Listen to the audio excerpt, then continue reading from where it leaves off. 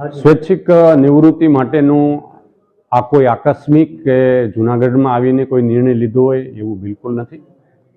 આ મારો નિર્ણય હું જ્યારે આ પોલીસ વિભાગમાં તાલીમમાં હતો 2011માં, ત્યારથી મેં મારા જીવન પ્રત્યેનો જે અભિગમ હતો એના કારણે મેં નક્કી કરેલું કે 50 વર્ષની મારી આયુષ્ય હોય ત્યારે મારે કોઈ પણ જગ્યાએ જ્યાં હોઉં ત્યાંથી આ ફોર્મેટમાં મારે ઊભા રહી જવું અને એમાંથી મારી જાતને ડાયવર્ટ કરવી.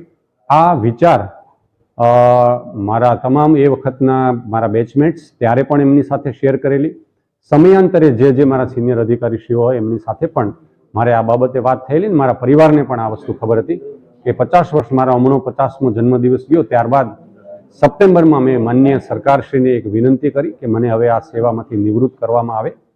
માનનીય સરકારશ્રીને પણ મને ખૂબ એવા પ્રકારના હૂંફ મળી અને હકારાત્મક રીતે મારી ઈચ્છા પ્રમાણે મને જે કરવા મળ્યું એ માટે આ નિર્ણય છે એ ખૂબ જ સાહજિક રીતે લેવાયેલો આ મારો નિર્ણય છે.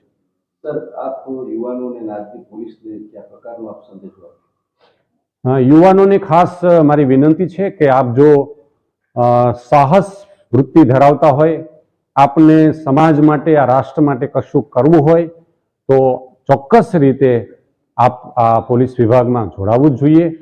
સાથે સાથે યુવાનોને મારી એક વિનંતી છે, જે અમે જૂનાગઢ જિલ્લામાં છેલ્લા 1.5 વર્ષથી જે અભિયાન ચલાવી રહીએ છીએ કે ડ્રગ્સ જેવા દૂષણની સામે કાયદો અને માત્ર પોલીસ વિભાગ છે એની સક્રિયતા તો ખૂબ જરૂરી છે, પણ સાથે સાથે સમાજની જાગૃતિ, એ પછી કુટુંબ હોય, માતા પિતા હોય, શૈક્ષણિક સંસ્થા હોય કે દરેક ધર્મ અને જ્ઞાતિના સમુદાયના આગેવાન હોય, આપણે બધા સાથે રહીને જ્યારે આ કામ થશે તો મને એમ લાગે છે કે આપણા રાજ્યના અને દેશના યુવાનોને આપણે આ બધીથી દૂર રાખી શકશું.